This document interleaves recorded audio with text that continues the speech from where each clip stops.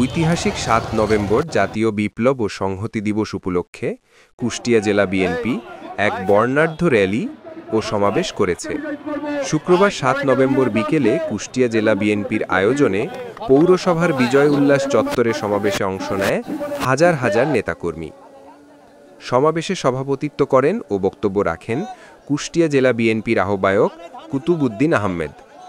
সার্বিক সঞ্চালনা করেন ও বক্তব্য রাখেন জেলা বিএনপির সদস্য সচিব ও কুষ্টিয়া ৩ আসনে বিএনপির মনোনীত সংসদ সদস্য পদপ্রার্থী ইঞ্জিনিয়ার জাকির হোসেন সরকার।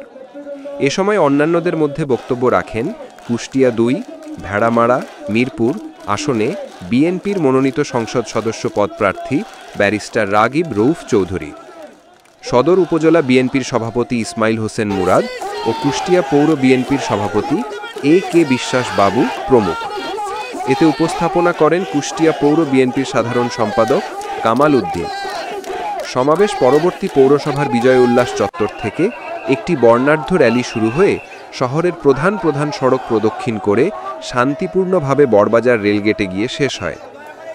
র্যালিতে অংশগ্রহণকারীরা ৭ই নভেম্বরের চেতনা অমর হোক ও গণতন্ত্র পুনরুদ্ধারে ঐক্যবদ্ধ হন, আগামী নির্বাচনে তারুণ্যের প্রথম ভোট ধানের শীষের পক্ষে হোক, ভোট দিব কিসে ধানের শীষে, খালেদা জিয়ার সালাম নিন, তারেক রহমানের সালাম নিন, কুষ্টিয়া ৩ আসনে বিএনপির মনোনীত প্রার্থী জাকির ভাইয়ের সালাম নিন, ধানের শীষে ভোট দিন সহ বিভিন্ন স্লোগানে মুখরিত করে তোলেন শহরের বিভিন্ন সড়ক। জেলা বিএনপির আহ্বায়ক কুতুবউদ্দিন আহমেদ বলেন, ঐতিহাসিক ৭ নভেম্বর বাংলাদেশের ইতিহাসে একটি গৌরবোজ্জ্বল দিন। এ দিন সৈনিক জনতার বিপ্লবের মাধ্যমে জাতীয় সংহতির যে দৃষ্টান্ত স্থাপিত হয়েছিল তা আজও প্রেরণার উৎস।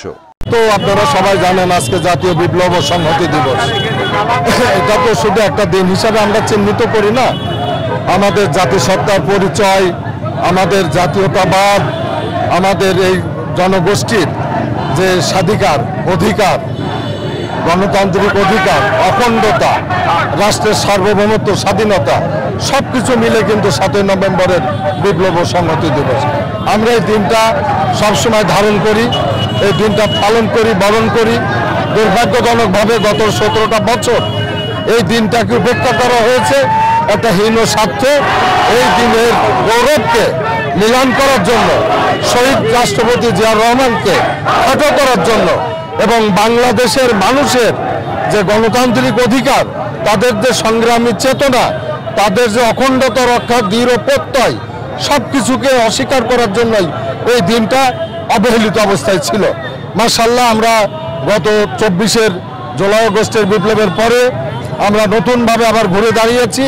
আমরা আমাদের জাতির এই গৌরবোজ্জ্বল ইতিহাসটাকে আবার এই প্রজন্মের কাছে সাড়ম্বরে উপস্থাপন করা, তুলে ধরা, এর গুরুত্ব অনুধাবন করার জন্য আমরা চেষ্টা করে যাচ্ছি।